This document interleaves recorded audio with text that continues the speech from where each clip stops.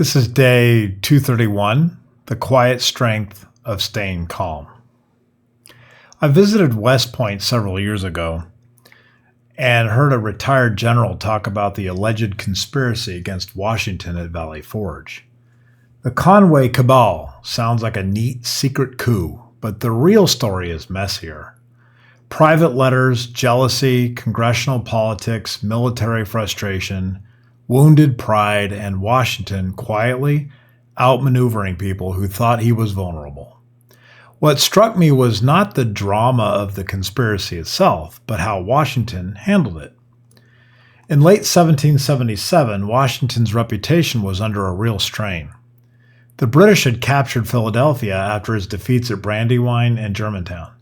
His army went into winter quarters at Valley Forge, where they endured supply shortages, exhaustion, and political anxiety. Meanwhile, Horatio Gates had just become the hero of Saratoga. The Northern Army under Gates forced British General John Burgoyne's surrender, which was a huge American victory. Washington congratulated Gates, but there was tension. News of such a major victory reached Washington by rumor and unofficial channels rather than by direct report from Gates himself. In a military chain of command, it looked like Gates was basking in glory while treating Washington as merely optional. Thomas Conway was an Irish-born officer in French service who had joined the Continental Army. He had real military skill, but he also had ambitions, and he was abrasive. After the Battle of Brandywine, he wanted promotion to be Major General. Washington opposed it because many senior brigadier generals outranked Conway and would resent being jumped over. Conway then wrote privately to Gates. The explosive line, which has been recorded in history, and Washington received was this: "Heaven has been determined to save your country, or a weak general and bad counselors would have ruined it." That weak general was understood to mean Washington. Washington sent Conway a chilly little note quoting the sentence back to him without much commentary.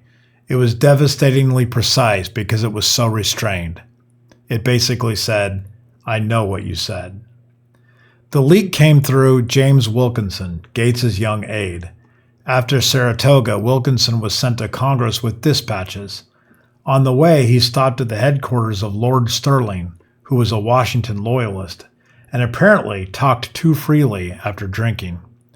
Wilkinson repeated the weak general line to one of Stirling's aides. Stirling passed it to Washington, and it's almost a comic engine of this whole crisis. Not a spy network, not intercepted enemy intelligence, but a loose-tongued aide talking over drinks. Conway replied to Washington by denying the exact weak general phrase appeared in his letter, but he did not exactly soothe matters. He admitted he had criticized the Army's operations and told Washington in effect that Washington was brave, honest, patriotic, and sensible, but too influenced by his inferior advisors. So Conway's defense was basically this: "I may not have called you weak, but I do think your staff is dragging you down." This ended in meetings in front of Congress where all the would-be conspirators backed down and ultimately had no bite to their bark.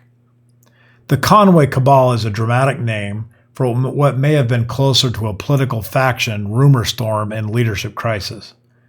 The real lesson from this moment in history is not the make-believe conspiracy that has been concocted by some historical fiction authors, but rather how Washington handled the situation. Washington survived it not by crushing his rivals dramatically, but by doing three things unusually well.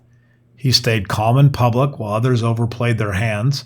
He let the facts expose intrigue instead of turning it into a personal shouting match. And he kept the loyalty of the institution that mattered the most, the Continental Army's senior officers. When abandoned or undermined, Washington did not merely stay the course by being stubborn. He stayed the course by preserving his dignity, documenting the truth, refusing to panic, and making himself look like the adult in the room. That is the deeper lesson, I think. When you are abandoned or undermined, you do not need to crush your rivals dramatically. You do not have to turn it into a shouting match. You just stay calm. You let the facts speak for themselves. You preserve your dignity. You refuse to panic. You make yourself look like the adult in the room. That is what Washington did, and that is what carried him through.